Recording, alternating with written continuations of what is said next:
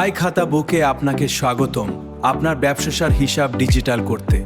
প্রতিমা নিয়ে ডান দিকের sign in অপশনে ক্লিক করে ইমেল ও পাসওয়ার্ড দিয়ে খুব সহজেই আপনার অ্যাকাউন্টটি তৈরি করে নিন। এবার নতুন মেমো বানাতে কাস্টমারের নাম ও মোবাইল নম্বর বসান। এরপর অ্যাড নেক্সট আইটেমে গিয়ে প্রোডাক্টের নাম, দাম ও পরিমাণ লিখলেই মোট বিল, ডিসকাউন্ট এবং ডিউ বা বকেয়া স্বয়ংক্রিয়ভাবে হিসাব হয়ে যাবে।